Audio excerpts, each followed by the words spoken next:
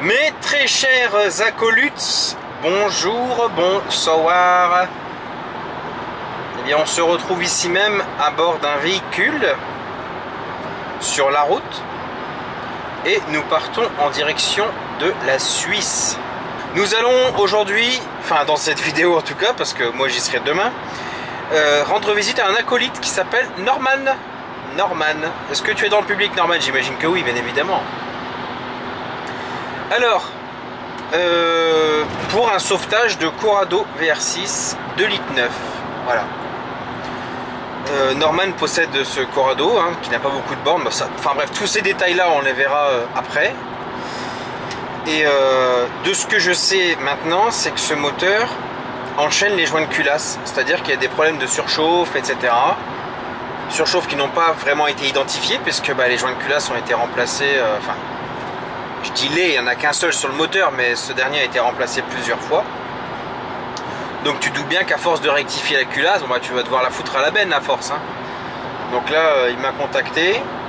Je ne veux pas dire que c'est une première d'aller voir un acolyte, mais aussi loin, quand même si. Alors l'idée, bien sûr, c'est pas d'intervenir sur place, hein, parce que quand bien même je suis parti avec de l'outillage, je ne vais pas résoudre le problème sur place. L'idée c'est récupérer le moteur, ensuite le rapporter dans mon petit atelier et bah, essayer de voir un petit peu ce qui se passe, et résoudre le problème de manière durable, et puis ensuite retourner chez Norman pour installer le moteur dans sa voiture.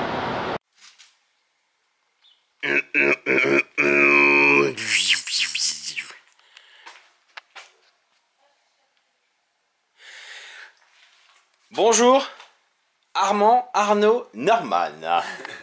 Alors, 2 litres 900 millilitres.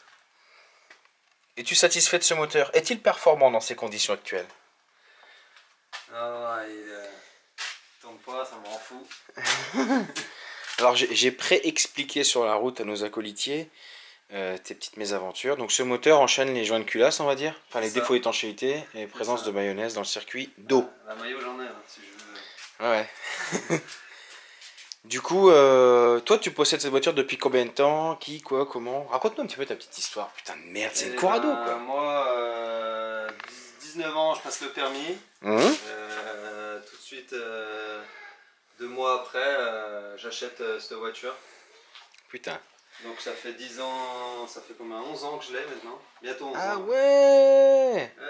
2009.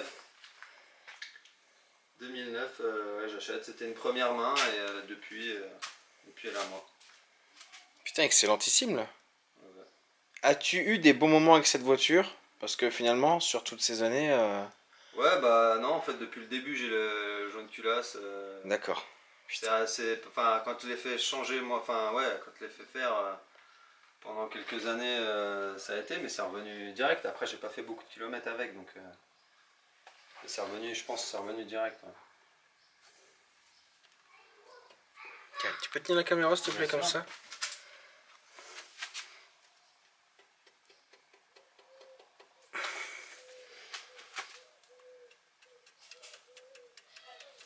D'accord. Ouais, ça bouge un petit peu quand même. Ouais. Ce que tu m'as montré. Ouais. Par contre, il y a eu une intervention sur la distribution ou pas? Oui. Oui, forcément. Bah, je sais pas. Quand ils ont fait joint de culasse, ils ont dû refaire la distribution. Moi, je te dis, j'y connais rien du tout. Donc, Parce que ce patin-là, il m'a l'air en très très bon état. Pour ne pas dire il a l'air neuf même. Ouais. Du coup, toi quand tu as refait... Tu l'as fait combien de fois joint de culasse? 2 fois, c'est ça? Non, moi je l'ai fait changer une fois, mais Ouais. sur les factures, il y avait une fois qui avait été faite déjà. D'accord, ok. Je crois, je me rappelle plus, j'ai pas retrouvé mon classeur de facture, mais là, je crois qu'il a été fait vers les 70 000. Et moi, quand je l'ai eu, elle avait 102 000. Et j'ai dû la refaire faire à, ouais, à 108, 109 000. Putain, ouais, t'en as... Oh, il va t'en falloir des années et des kilomètres pour te refamiliariser avec la confiance en fait. Ouais, c'est ça. Parce que là, j'imagine que même quand tout sera rétabli, tu seras pas confiant quoi. Bah, plein de fois en plus, je pars rouler, il y a une durée de killage, je vois la fumée qui sort du capot, des trucs comme ça. Bah, ça c'est propre au VR6 quand même. Hein. Ouais. C'est En fait, ouais, à chaque fois que je roule, je serre les fesses. putain, ça c'est chiant, ça, de pas avoir la sérénité. C'est quand même malheureux, quoi, tu vois. C'est pas un moteur extrêmement complexe, donc finalement, tu devrais être tranquille avec. Bah ouais, ouais. Enfin, Je pense que là, il n'y a pas d'huile. Pas du ah, y a pas d'huile, bah non. Allez, fonce avec maman. Non. Parce que Bah écoute, on va l'extraire, hein, et puis on analysera tout ça. Faut que tu me sauves. Ouais, bah de toute façon, en fait l'idée, c'est pas juste de, ça on en a déjà discuté entre nous, mais il faut indiquer ça aux acolytiers, c'est d'essayer de comprendre ce qui se passe Exactement. maintenant.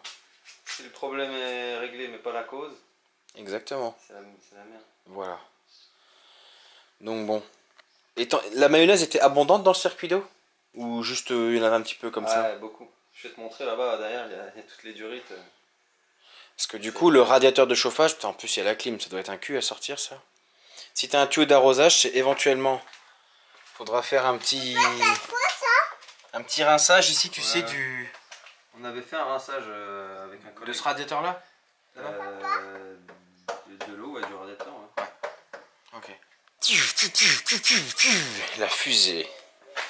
Bah écoute, moteur sorti. On a beaucoup discuté, on a beaucoup. Tu sais, quand je rencontre un acolyte, je suis pas très efficace. Hein. En témoignent ces boissons. Feu, ces boissons.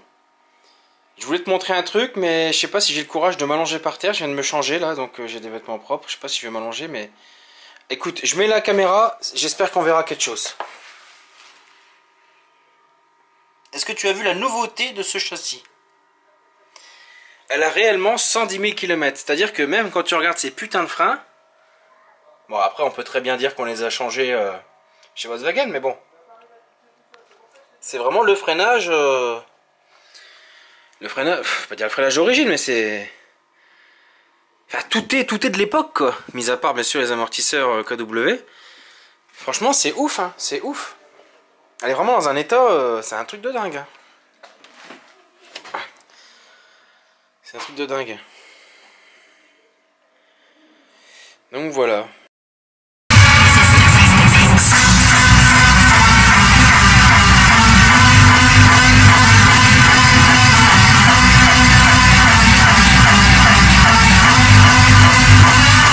Bon mes acolytes, alors ce moteur est arrivé ici à bon port, d'accord, donc il est surétabli.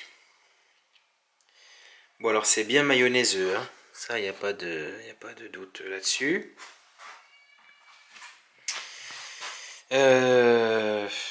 On peut incriminer pas mal de petites choses à ce stade. Enfin incriminer, on peut avoir des doutes, c'est mieux dit comme ça. Déjà on peut le radiateur d'huile. Ça peut être ça. Alors ce que je trouve assez étonnant, c'est que la durite était complètement explosée. Alors je sais pas si je peux tenir la lampe et tout en même temps comme d'habitude. Mais tu vois, elle était toute craquelée. Tout le circuit de refroidissement est bourré de maillots, quoi. Hein. Je ne sais pas si on l'avait bien vu là-bas. Ouais, bref. Donc... Je vais démonter l'intégralité de ce bloc. Faut tout démonter là, à ce stade-là. Tout démonter. Vilebrequin, piston, bielle, tout la totale. Le mettre à nu. Bon, alors ici, le bloc est à l'envers, hein, histoire d'avoir le carter d'huile vers le dessus. Et en fait, vous remarquez qu'il n'a pas un seul coup. Il n'a pas un seul choc. Je suis en ce moment même en ligne avec le propriétaire de ce moteur, Norman. Bonsoir Norman. Alors, ce carter d'huile n'est pas encore flingué. Alors j'insiste sur le pas encore parce que tu as installé des amortisseurs réglables qui sont rabaissés. Enfin, c'est-à-dire que là, la voiture est plus basse qu'à l'origine. Donc il faut vraiment être prudent sur le truc parce que... En fait, je ne sais pas si la vidéo sera en ligne au moment où cette vidéo sera en ligne aussi. Mais l'histoire du carter de Tony, là, la découverte qu'on avait faite sur la Golf à Tony... Et ben, ça nous avait appris beaucoup de choses sur les pompes à huile et les dangers liés au choc en fait. Donc là ce que je vais faire bah, c'est retirer le carter et on va vérifier tout de suite les coussinets, donc c'est parti. Putain mais visez la propreté de ce bloc quoi. Là franchement les 117 000 j'y crois mais à 100%. Regarde la couleur s'il te plaît. C'est fou ça merde. Truc de dingue.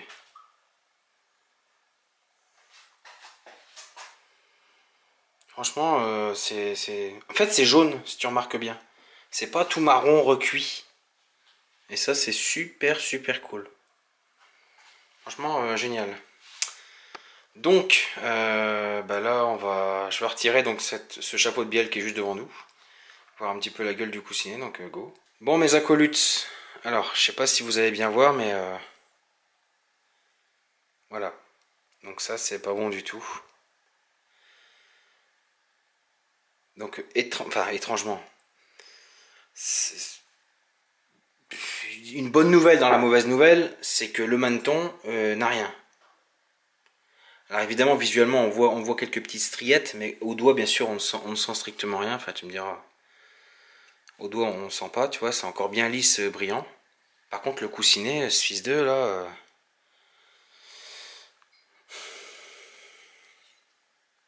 Ouais tu vois, c'est vraiment bien dans le métal quoi.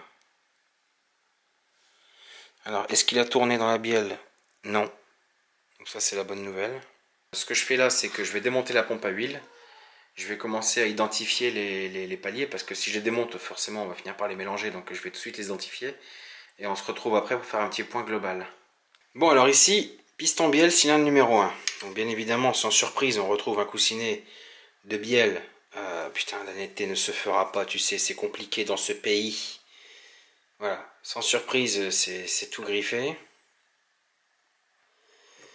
Voilà, comme la partie du palier, hein, de toute façon.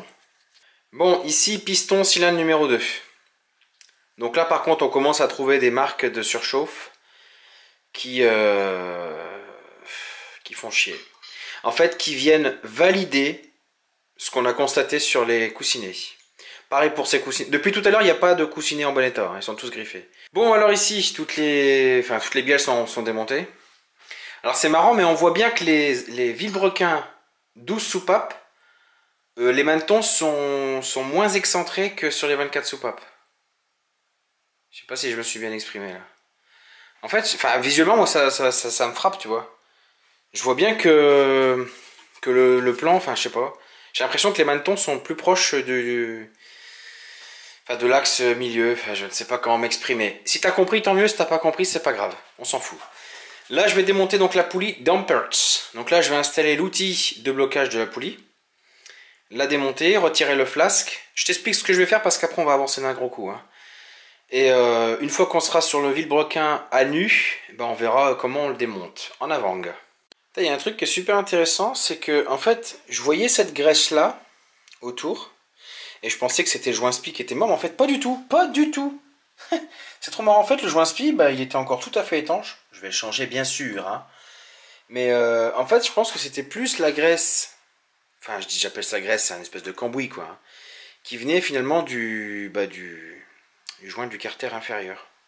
En fait ce moteur est propre, hein, il a vraiment ses bornes. Bon écoute, démontage des paliers de vilebrequin. Donc c'est du M10. Bon, j'espère qu'on voit bien avec l'éclairage. Alors pour retirer les paliers de vilebrequin, moi j'utilise ici un démonte pneu. Ce n'est peut-être pas une bonne méthode, j'en ai rien à foutre, je t'explique ce que je fais. Et si tu as envie de faire pareil, tant mieux. Tu prends le démonte pneu ici. Et tu viens de mettre ici à peu près à 1 cm du bord, tu vois. Mise au point. Voilà. Et ensuite tu effectues une petite pesée. Et tu vois, ça se soulève. Voilà. Bon là ça a glissé parce que je tiens la caméra, je tiens ceci, je tiens cela, bref. Tu te mets à 1 cm ici, tu effectues une pesée, comme ça, plouf vers le haut et ça va se soulever. Idéalement, il faut les retirer un petit peu dans cet ordre-là, tu vois. Extérieur d'abord, extérieur ensuite, celui du milieu et les deux là, à la fin, tu vois. Comme les arbres à cam en fait. Je retire tout cela et nous observons les coussinets, go. Par contre, eux, ils ont mangé leur race, tu vois. Disons que pour 100 000, c'est archi pas normal, il y a un problème quelque part. Il y a vraiment un problème quelque part. Le vilebrequin, alors encore une fois, heureusement que... Écoute, hein, j'ai l'impression que c'est vraiment un coup de bol. Bon, les manetons ne sont pas miroir, mais ils sont pas dégueux, tu vois. Attends, je filmais pas le bon truc, tu vois, regarde. Attends, on dirait que c'est un petit peu marqué sur celui-là, sur le maneton là, tu vois.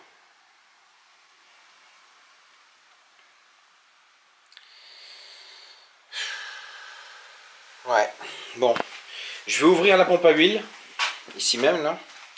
On va essayer de regarder si elle est pas baisée ou un truc comme ça, parce que franchement, c'est pas normal, là. Là, c'est pas normal. Ou alors le moteur, il tournait à 7000 tours tous les matins, tu vois. Alors, cette pompe à huile. En fait, c'est marrant, je viens juste d'avoir Norman au téléphone. Bon, bah là, elle est bien attaquée, tu vois. Moi, ce qui m'inquiète, c'est surtout cette rayure-là, celle-ci. Donc il y a vraiment un frottement important, tu vois. Et on retrouve justement cette marque circulaire, tu vois, sur ce pignon-là, en fait. On va pas s'amuser, enfin c'est pas un amusement. En fait, je t'explique. Je viens d'avoir Norman et il me dit, mais pourquoi tout ce temps accordé sur le vilebrequin les bielles? Ben déjà parce que tout est cramé, hein. Les coussinets sont cramés, que ce soit ceux de bielle ou de vilebrequin. Donc dans une certaine mesure, on a très bien fait d'y jeter un coup d'œil. Mais il est vrai que le point de départ de mon analyse, enfin, il m'invite à focaliser mes recherches sur pourquoi ce moteur fait de la maillot. Pourquoi est-ce qu'il y a un problème d'étanchéité, huile, liquide, refroidissement. Voilà. Donc, de toute façon, la partie lubrification, j'ai comme l'impression qu'on est arrivé 5 secondes avant que ce soit trop tard. Bon, le culasson. Alors, il y a un truc que j'avais remarqué dès que j'en avais pris... J'ai failli dire dès que j'en avais pris connaissance, mais on ne prend pas connaissance d'un objet, on prend... Enfin bref. C'est qu'en fait, tu as énormément de dépôts graisseux noirs. Alors, soit c'est du carburant, soit c'est de l'huile. Ça sent l'essence, en fait. Donc, c'est un moteur qui tournait très riche, ça. J'ai envie de faire un truc, juste pour faire chier quelques pouilleux. C'est de faire le jeu des différences avec une culasse de 2,8 litres. Parce qu'à l'époque, sur les forums, ouais, 2,9 litres, il y a les conduits, sont plus gros, l'huile, aucunement. C'est exactement les mêmes. Enfin bref. En même temps, des culasses de 2,9 litres, je vais pas en voir 50. Donc je pense que le jeu de ces différences, il faut le faire tout de suite. Je vais l'emmener chez Charlie, on va faire une épreuve, on va faire ceci, on va faire cela. Et dès qu'elle revient toute propre, je vais chercher une culasse de 2,8 litres toute neuve. Et on se fait un petit jeu des 7 différences, des 7 gifles, voilà. Ok, donc là, il n'y a rien d'exceptionnel, il faut démonter les soupapes. Ça, je vous l'ai déjà montré 1000 fois. Hein. Donc une fois qu'elle est à nu, je l'emporte chez Charlie avec le bloc. Et puis voilà. Charlie! Ah non, ne me filme pas, j'aurais ça. Je peux filmer là, mais j'aime pas confiner. Je suis. J'aime pas comment il a travaillé. Ouais, non, les gars du four, c'est vrai que quand tu sens le c'est. Ah, il faudrait peut-être que je le fasse. Ouais. Et à chaque fois, quand tu le nettoies, tu le fais. Moi, je le laisse. J'ai 51, 52, 53, 53, 95, 96, 97, 53, 975. 53 975. Et c'était 78, je crois. 78 53 958 à 978. Donc il a perdu 3 millièmes. 3 millièmes, ouais, 3 millièmes. Putain, c'est efficace ton truc là. 3 millièmes. Donc tu vois, je le prends à deux endroits. Donc, et après on compare à 90 degrés. On sent, hein, je veux dire, ça doit rester gras comme un jus de jauge, tu vois. Ouais. C'est le cas. Je vais Je le verrouiller. Non, je vais prendre la mesure. Ça va, si tu prends un bon produit, c'est vrai que ça s'essuie bien. Mais rien que le contrôle, déjà, c'est du temps hein, quand même quand tu regardes bien. Ouais, mais quand tu es dans la gamme, tu peux passer de l'un à l'autre, tu sens, tu vois, il glisse. Ici, ils sont vraiment en super bêta, vraiment très beau. Quoi. Il n'y a pas de rayures, il est très propre à mes yeux. D'accord. Pareil, exactement pareil. Après, tu prends avec une souris. Elle est nickel. Même pas une trace. Pareil aussi. De toute façon, à l'œil, il est parfait, donc c'est Ouais, vrai. ouais, pour moi, c'est mon yeux, parce que là, moi, je m'attends à voir quelque chose de bien pire. C'est gras aussi, parfait.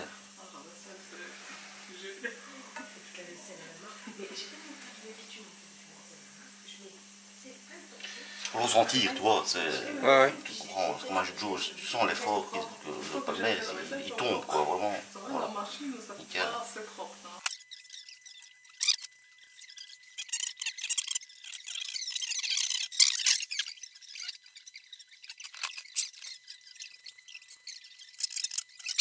Ok. Non, c'est nickel. Nickel. Menton de bielle, tout va bien. Ouais, menton de bielle, nickel. Donc, on va regarder les tourillons. Bon, alors pour la suite, on était censé mesurer les tourillons, d'ailleurs on l'a fait. Sauf que Charlie n'avait pas réétalonné son micromètre, le palmer qu'il tenait dans les mains. Et du coup, les valeurs qu'on obtenait, en fait, il y avait 4 mm de trop par rapport à ce qu'on était censé contrôler. Donc on ne comprenait pas.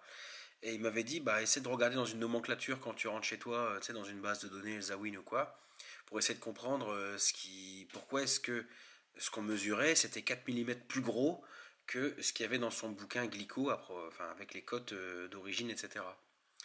Mais il s'avère que si on retirait les 4 mm, et ben toutes les valeurs étaient tout à fait correctes. Voilà, donc ce vilebrequin, en fait, il est tout à fait dans les clous. Et il a été sauvé de justesse, mais ça, on en parlera un peu plus loin dans la vidéo. En fait, c'était pour ça que je voulais que tu jettes un coup d'œil au cylindre. Il y a eu le contact. Ça, c'est gravissime ou bof? Bah, c'est pas top, quoi.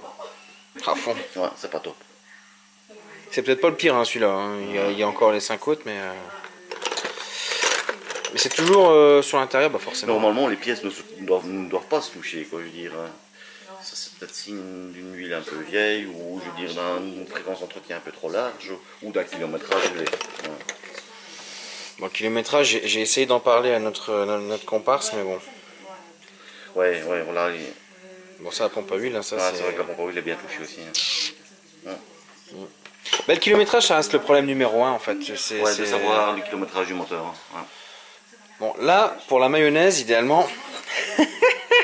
Ah ouais, mais je pense que ta modine est percée. Hein. Il faut la mettre à l'épreuve, hein. Il faut la mettre dans le bac et envoyer de l'air comprimé dedans. Et la plonger dans l'eau, tout bêtement. Hein. Je dis toujours, c'est comme la chambre à air dans l'eau. Hein. Le test de pression. Pour voir s'il y a un échange entre l'eau et l'huile. De toute façon, il faut juste condamner... Voilà, condamner un côté, envoyer l'air comprimé de l'autre, et la plonger dans l'eau chaude, hein, pour donner un peu de dilatation, mais même sans eau, voilà. C'est la chambre à air dans l'eau, c'est le même principe. D'accord. Ouais. Réacteur nucléaire, attention.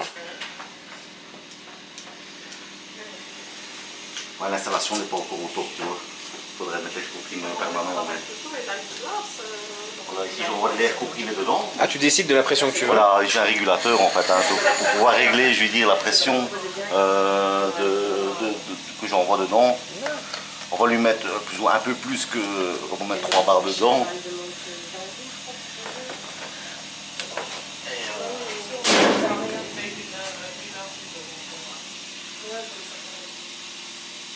C'est un mauvais signe. Ça siffle? Non. On l'entend. Oh là là. C'est le radiateur d'huile. Et t'entends les pièces là? Bah on l'entend. À l'intérieur? Ah ouais. Quelle machine quand même, hein, juste pour mettre dans l'eau. Ouais, bah c'est juste un bac d'eau, hein, mais quand je fais les culasses, je presse la culasse entre les barres et ouais, d'accord. tantôt là, et la plaque de plexi pour serrer, et je mets des bouchons là où circule le liquide de refroidissement, et j'envoie l'air comprimé dans la culasse.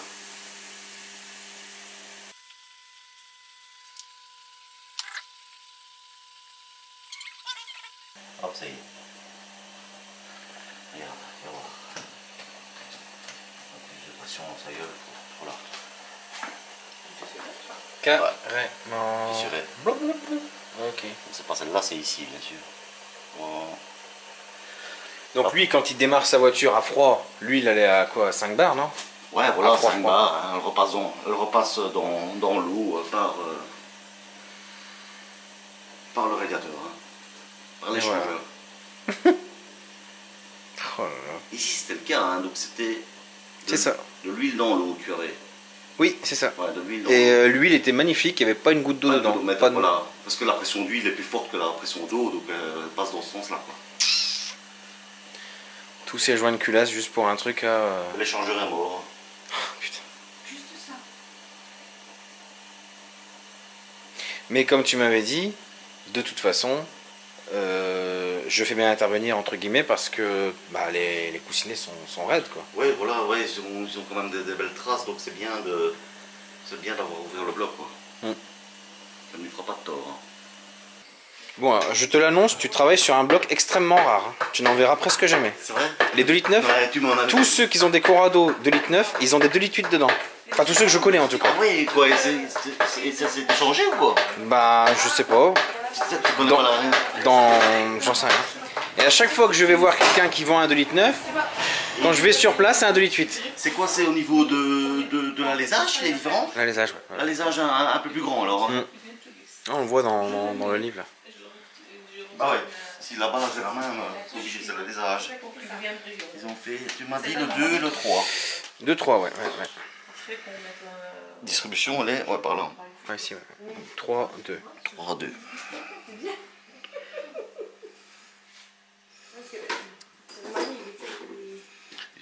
Effectivement, regarde ici, on voit quand même des rayures. Hein.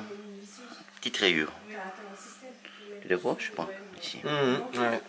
Que là, non. Sur ici.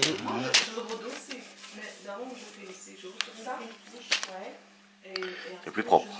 Donc ça serait bien le numéro 3. Si tu veux, on peut le contrôler par la bielle, hein, ça, pour être certain. Par la bielle. Mais on assemble la bielle sur, en pensant que c'est... Et on contrôle son ovalisation, quoi. D'accord. Si c'est pas le bon chapeau, on va avoir un truc... Ah, carrément. Ok. Alors parce qu'en fait, je ne l'ai pas filmé cette petite erreur, mais j'ai identifié 2 bielles numéro 2. J'ai pas fait attention en fait, du coup voilà. 2 qui serait rayé, hein. Numéro 3. 3, pardon. 3. Ouais, 3. 3. Bon alors là j'ai quelques questions cons, parce que je me mets toujours à la place du public, et je connais leurs questions cons. Est-ce que tu peux mettre un chapeau qui n'a rien à voir avec une bielle qui n'a rien à voir? Ah non, les bielles sont appairées. Vraiment. Mais qu'est-ce qui se passerait par exemple? Eh bien, on aurait quelque chose qui ne serait pas rond. Et tu le vois à l'œil ça ou... Non, non, c'est... Ah, donc tu remontes sans le savoir et... Voilà, c'est au centième. Hein. Ici c'est ergo, hein, je pense. C'est ça. Ouais. T'as la visserie? Dans la bassine, ouais.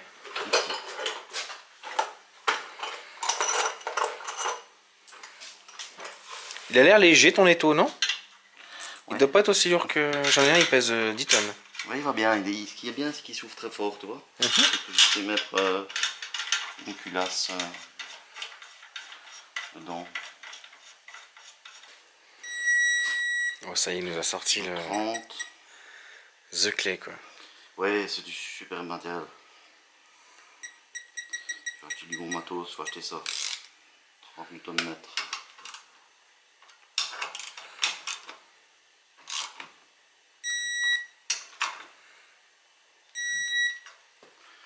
Ok.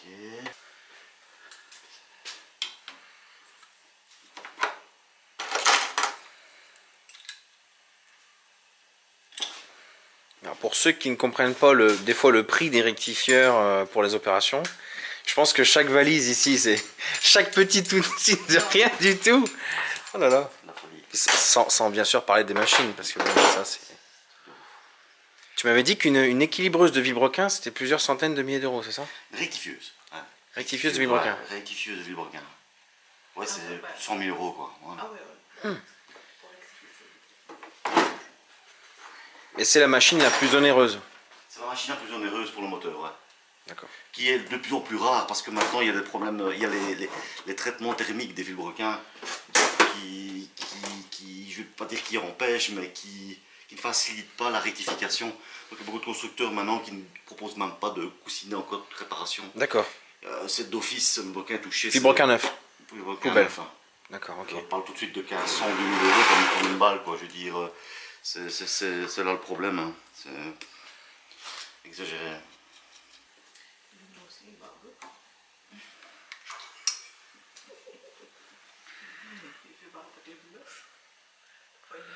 Donc je zérote, hein. Bien.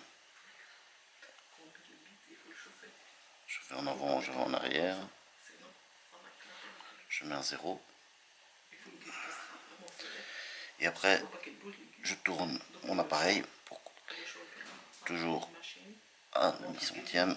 Il y a de la tolérance. Hein. Un centième. 0.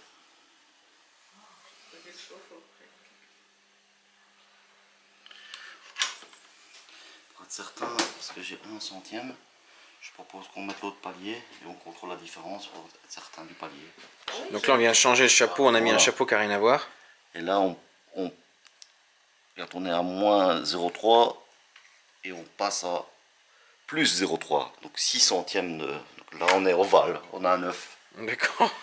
Donc c'est bien le chapeau ici avec la bielle là. Tu vois? Donc je défonce le bloc avec 3 étages, mais avec grande précision d'usinage au centième de millimètre pour y introduire des chemises en fait. Ces chemises ont une rigidité énorme et là tu peux y aller quoi. 600, 700 chauds quoi. D'accord. Ouais. C'est ce que... Et au final tu obtiens ça quoi. Au final, tu obtiens... Donc celui-là il est terminé. Ouais, celui-là il est terminé, mais il me reste à la léser encore, le finir et l'auner quoi. Merde, mais Ah. c'est quoi la cylindrée? Ils sont énormes là les pistons. Énorme, hein. Ouais, du litre 5 STI, ouais, c'est du 99 à lézard. Alors, il a bien dit 99 mm d'alésage. Hein. Pour info, juste comme ça, puisqu'on est nous dans le VR6 Game, le moteur VR6 avec la cylindrée la plus importante, c'est le 3,6 litres des Passat R36 notamment. Et les pistons font 89 mm, soit 1 cm de moins. C'est fou. Et du coup la course elle est ridicule. Ouais, super carré à fond ce moteur. Hein. D'accord. Ouais, c'est déjà 300 chauds d'origine. Bon, ouais, bon, quand les boosts, ils arrivent à des puissances phénoménales. Hein. D'accord. Tourne à l'éthanol, machin, hein, gros turbo. Eh ben. Le propriétaire ici, le gars, c'est vraiment un connaisseur de ce moteur-là. Il vient d'en faire une, la dernière qu'il a fait. Passe au bon, j'ai vu les fiches de bon, 600 chevaux. D'accord. Bon. Avec un bar 2 de pression, donc il peut y aller encore. Hein. Oh là là. Ah, j'ai vu la fiche. Hein. C'est pas mal. Hein. Il y a une personne qui m'a contacté qui m'a parlé des casques de Villebrequin sur les Subaru justement. T'as déjà entendu parler de ça? Oui, ils ont des soucis. Il y a un souci technique sur le vélo en fait. Hein. Le vélo est étonnant pour les Japonais, parce que je suis assez pro-japonais, mais le vélo est mal étudié au niveau du graissage. En fait, le palier central alimente 2 bielles. Normalement, un palier alimente une bielle en général. Oui, mais ici, dans le cas du Villebrequin du litre 5 STI, le palier central se divise en deux, alimente 2 bielles. Et c'est pratiquement toujours la 3e bielle qui coule sur le Subaru de litre 5 STI. D'accord. Mais bon, voilà, c'est un défaut. Mais tu ne peux pas corriger ça, tu subis et puis c'est tout quoi. Il existe on a fabriqué des Villebrequins en forgé de bien meilleure qualité, quoi, avec justement plus ce défaut-là, avec une alimentation séparée à chaque trou d'huile. Ok. Le gars ici en question, il a étudié fort ce problème-là, parce que ça revient souvent, tu vois. C'est quand on booste la puissance, on coule des bielles souvent. Hein. D'accord. Eh ben. Le domaine est vaste, hein.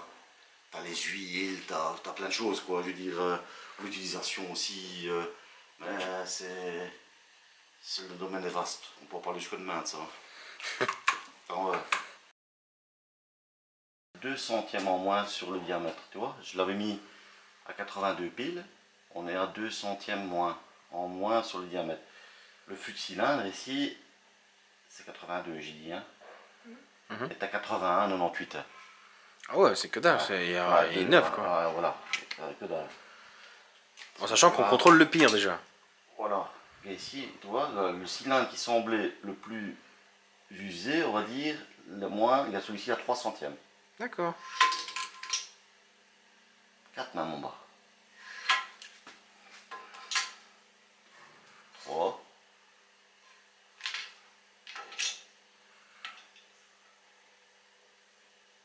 3.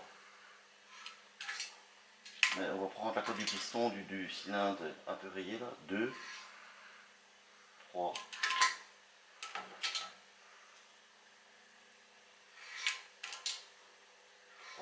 Bien sûr, sur l'orientation.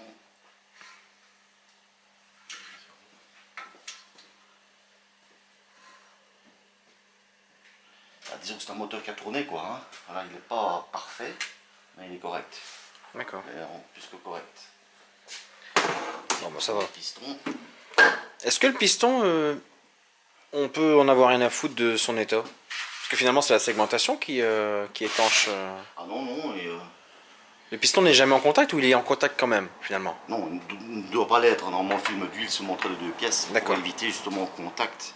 Le contact est destructeur hein, au niveau des pièces mécaniques. Parce que j'ai eu l'impression que les pistons forgés, je sais pas si tu en as ici des nouveaux, ils sont un peu plus minces ici à cet endroit-là en dessous, non? Oui, c'est vrai. Ouais. Du coup, même les hauteurs des jupes, même plus courtes parfois. Hein. Ouais.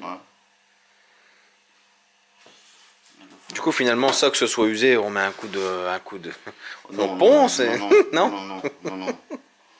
Non, parce que bon, il est guidé dans le fût de cylindre. Si tu as trop de jus, après il va avoir un ballottement. Oui. Et le ballottement va amener le contact avec les pièces, va rompre le film d'huile entre les deux. Et après avoir du contact, et de pire en pire. Et après tu as un bruit de claquement de piston, de calotte de piston dans le fût de cylindre. Souvent à froid, longtemps, les moteurs à plus kilométrés, tu écoutes bien à froid. Sur les jupes qui se promènent dans le fût. D'accord, ouais.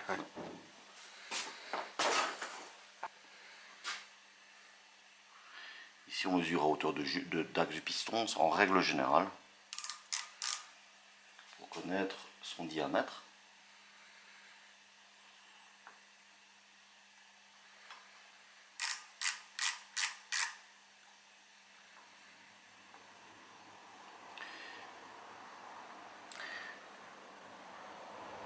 Donc j'ai 81,94 mm. Avec un fût de cylindre à 82,02. Donc ça veut dire qu'on a un jeu entre les pièces de 8 centièmes de jeu entre le piston et le cylindre, en tout cas du cylindre numéro 2 quoi. C'est le numéro 2 hein, ouais. 3. Numéro 3 pardon, ouais. C'est pour moi un jeu normal hein. Voilà. Ah bah voilà. Ouais, tout à fait bien. Ok. Bon. Donc on peut imaginer que cette pauvre culasse, elle a été rectifiée un peu pour rien, quoi, en gros. Peut-être. Parce qu'on peut imaginer. C'est vraiment un puits, ça. Ouais, si monsieur a fait ça plusieurs fois, c'est étonnant qu'on n'ait pas pensé à ça, ce radiateur d'huile. Ouais, c'est parce que là, je suis bien placé peut-être pour le savoir. Bah, il y a le... Alors, si tu veux, t'as le garagiste qui intervient sur le véhicule, et t'as le rectifieur qui intervient sur la culasse. Le rectifieur, si on lui demande de rectifier une culasse, lui, il va la rectifier sans se poser de questions. La mettre à l'épreuve aussi, voilà. Si la culasse est bonne, elle est bonne, quoi. Donc c'est peut-être plus le garagiste qui a fait un diagnostic un peu à la hâte, quoi, non? Peut-être, il a oublié cette chose importante à vérifier. Hein. Bon, c'est des choses qui arrivent, c'est pas non plus... bah ouais, bien sûr. C'est pas un reproche. Personne n'est parfait. Et puis on vit de ses expériences. Hein. Mais de plus en plus de problèmes avec ces fameux échangeurs. Et maintenant, beaucoup de problèmes avec les échangeurs, les refroidisseurs de GR, hein, sur les moteurs diesel modernes. Catastrophe. Plein. En BM, dans toutes les marques, quoi. Toutes les marques ont des problèmes. Chez Volkswagen aussi, ils ont des soucis sur les refroidisseurs. Le tube qui est à l'arrière près de la pile d'admission qui refroidit le système EGR, lui aussi pose beaucoup de problèmes, tu vois. Et là on a une consommation d'eau, on n'a pas de pression dans le circuit, on n'a pas d'échange avec l'huile ou avec l'eau, mais là l'eau part dans l'échappement, tout bêtement quoi. Ah ouais. Ouais. Alors quand ton niveau qui descend, tu te demandes quoi, tu te crois que tu fais un joint de culasse, on démonte la culasse, et en fait c'est bêtement le refroidisseur de GR qui est percé quoi. Tu vois, c'est pour ça que maintenant, quand tu le sais, l'idéal, pour le savoir, tu le pontes et tu constates, voir si le niveau descend encore. S'il ne descend plus, ben, tu sais diagnostiquer, surtout tout ouvrir le moteur, quoi, je veux dire. Mais ça, encore une fois, c'est l'expérience. Ouais. C'est vrai, ça c'est... Bon. Bah on est bon alors sur ce moteur, il est bon? Il est bon. Culasse, tout ça. Je dirais qu'il a de l'usure, mais il est correct, quoi, je veux dire... tu le segmentes, et voilà, tu remets un jeu de coussinet. Idéalement, peut-être, ça aurait peut-être passé un coup de flexo dedans, parce qu'il est fort mat, tu vois, pour le déglacer un petit peu. Ça, je peux le laisser bloc, tu peux le faire ça? Ouais, ça je peux te le faire, ouais. Ok. Au flexo, ça c'est l'idéal là. C'est le meilleur, bien meilleur que le système. Comment on dit. Donc le mot onage vient de ça alors? Oui, c'est bien meilleur que. Tu vois, c'est ça en fait. Ce sont des boules abrasives. D'accord. Ouais, tout bêtement, voilà. Un mouvement d'aller venir dedans avec une huile d'onage. Et ça vraiment déglace le cylindre. C'est bien meilleur que le système à patin. Le patin, c'est destructeur. Hein. Le patin, c'est pour réaliser quoi? Tu mords dans la Ouais, matière. d'accord. Tu tires vraiment. Que ici, non, vraiment. Bon, je sais pas, t'as pas resté non plus insister. Mais c'est top ça. Après, la segmentation, elle retrouve de l'adhérence. Et pour retrouver tu fais un bon rondage et retrouver une bonne étanchéité pour éviter les consommations d'huile.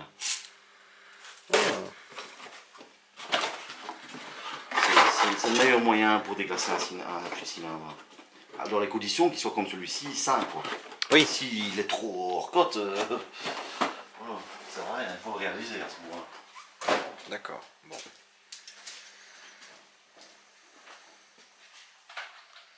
Bah écoute, c'est tout bon. La culasse, on ferait pas une petite épreuve pour être sûr ou un truc comme ça, enfin. Ah, la culasse, tu peux le mettre à l'épreuve, ouais. Ah, pas forcément là maintenant, mais je veux dire par sécurité. Ouais, parce que bon, alors, le propriétaire de tout ça habite en Suisse. Hein. Ah, donc c'est un moteur qui vient de loin. Mais Pour être sûr que tout soit carré, quoi. On va l'éprouver alors, d'accord. Éprouver. Ouais, d'accord. Toi, tu sais mesurer le plan si ou régler un truc comme ça, si ça a bougé ou. Ouais, le plan de joint, oui, bien sûr. Hein, il faudrait garder. On peut le faire à la règle, avoir un avis. Mais l'idéal, c'est de le faire au comparateur. Parce qu'il y a une machine occupée là maintenant. Non, mais Ouais. plus tard, quoi. Voilà. Voilà. Ouais, d'accord, je le ferai. Là, on a déjà fait le plus gros du contrôle, enfin le plus gros. Déjà, la pièce la plus chère. La Le pièce la plus vilebrequin. chère, voilà. Voilà. Ça, c'est ce qui change la donne. Hein. C'est un vélo. Ouais. Voilà, Ok, quand donc ça est vilebrequin. mort, enfin, voilà, ça fait mal au portefeuille, quoi. Donc radiateur d'huile. Voilà, radiateur d'huile. Radiateur d'huile et puis onage. Onage, puis, ouais. Épreuve de Voilà, culasse. de culasse, contrôler le plan de joint, la culasse. Bon, on est bon. Hein. Tout ce qui est guide, tout ça, tu l'avais contrôlé ça? Non. Non, contrôler le guidage des soupapes. Non, mais après 100 000, bon, Ouais, je voilà, me suis ouais, dit non, que ça devait aller, quoi.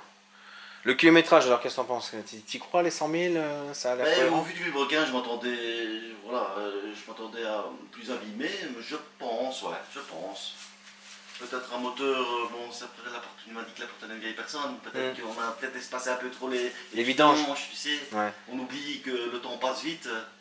La personne ne roulait peut-être pas beaucoup de kilomètres, je sais pas quel âge avait-elle quand monsieur l'a récupéré, combien, on sait faire une moyenne par an de kilomètres. Ah bah c'est tout simple, on va faire un petit calcul. Ce Corrado de 1992, Norman en a pris possession en 2009, donc 17 ans plus tard. Le véhicule avait parcouru 100 000 km, 100 000 divisé par 17 ans, ce qui nous fait une moyenne approximative de 6 000 km grand max. Donc Charlie a très bien spéculé sur le fait que cette voiture a parcouru très peu de kilomètres et très certainement a été très peu vidangée. Bon alors ici, donc le bloc, tous les cylindres ont été honnés, donc ils sont, c'est totalement déglacé. Le bloc est passé dans une espèce de grosse machine à laver, donc il est bien sec, totalement dégraissé, etc. Donc ça va être un vrai bonheur à peindre, parce qu'à vrai dire, il n'y a même pas de préparation là, hein. Juste poncer un petit coup comme ça et go. Le vilebrequin, bah écoute, c'est parfait. Donc, ce qu'on va faire, c'est qu'on va stopper la vidéo là, parce qu'il me semble que j'ai filmé beaucoup de trucs. Donc on se retrouve pour un prochain vidéogramme dans lequel on va faire un assemblage 100% filmé. Je vais mettre un trépied et tout ça. On en profitera pour faire un petit jeu des 7 différences avec une culasse 2 litres 9, soi-disant les conduits d'huile, ceci, cela, et une culasse 2 litres 8. Moi je suis convaincu qu'on aura exactement le même résultat, mais enfin bref. Et puis voilà. Ça c'est pour une prochaine vidéo.